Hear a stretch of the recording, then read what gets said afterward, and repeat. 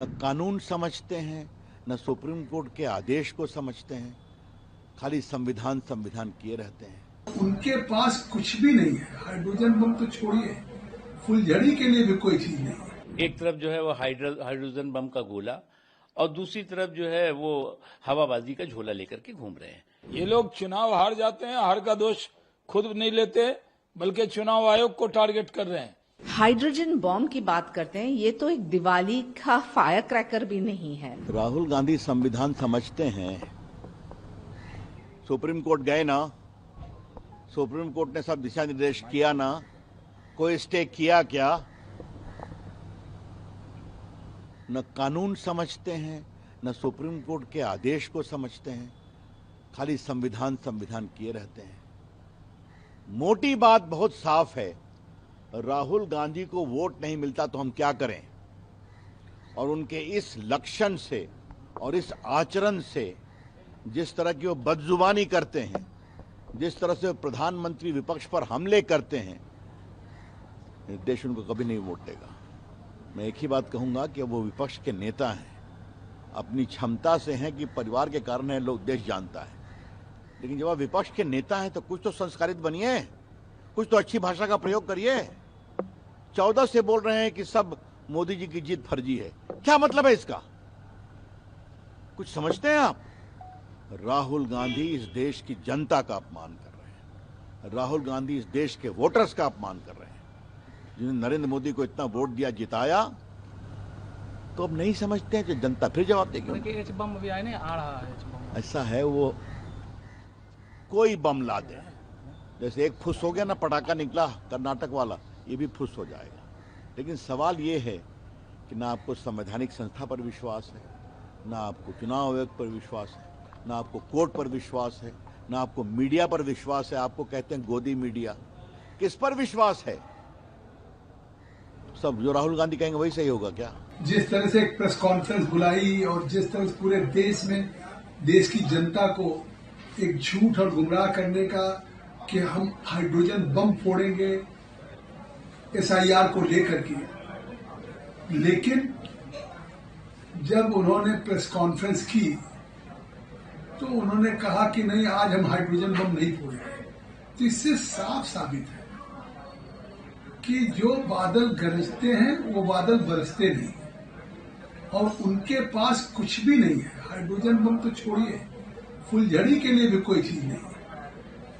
और जो बात वो हाइड्रोजन बम की बात कर रहे हैं, उन्हें भूल जाना चाहिए कि एक तरफ कहते हैं कि हमारी मोहब्बत की दुकान है और दूसरी तरफ विनाश की और हाइड्रोजन बम की बात कर रहे हैं। और जब चुनाव आयोग उनको 7 दिन के अंदर हलफनामा देने के लिए कह रहा कि अगर वोट चोरी का कोई सबूत है, कोई अगर, तो आप हलफनामा दीजिए, नहीं तो देश से माफी मांगिए, चुनाव आयोग आमंत्रित करता है, तो उनके पास कुछ है नहीं। केवल बिहार के चुनाव को देखते हुए लोगों को गुमराह कर रहे हैं।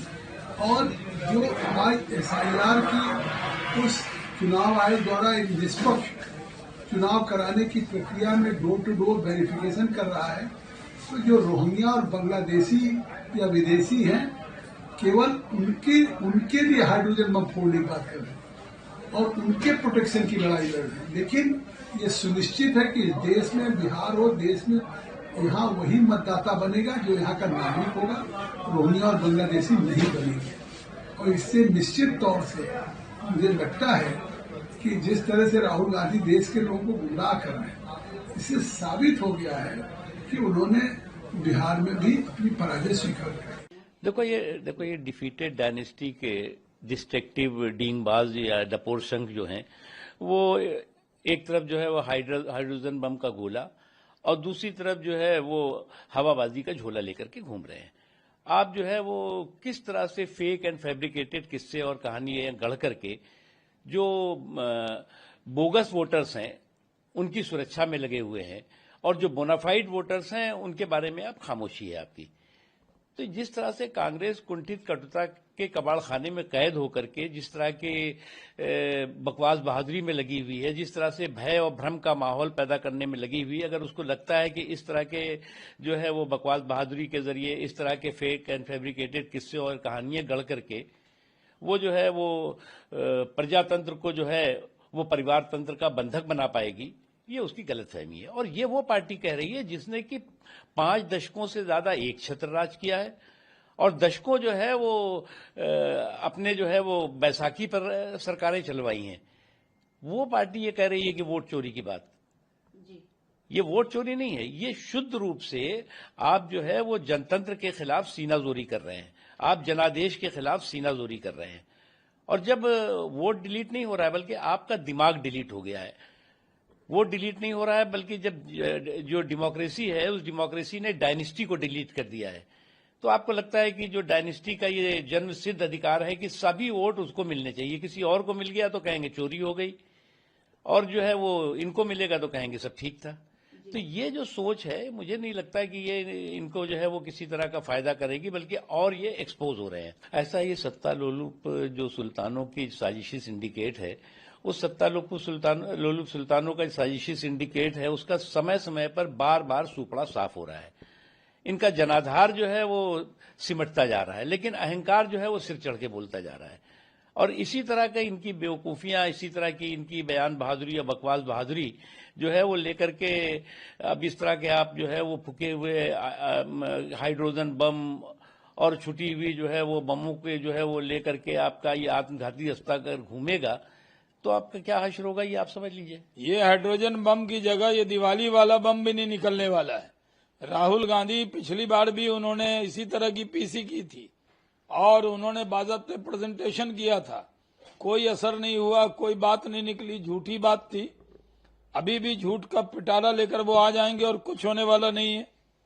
कांग्रेस पार्टी की आदत है, उन्होंने कहा था हम ऐसा बोलेंगे कि जलजला आ जाएगा पार्लियामेंट में। पार्लियामेंट तो सही सलामत है, नई पार्लियामेंट और बन गई, तो इनका बोलने से कुछ होने वाला नहीं है। ये लोग चुनाव हार जाते हैं, हार का दोष खुद नहीं लेते बल्कि चुनाव आयोग को टारगेट कर रहे हैं।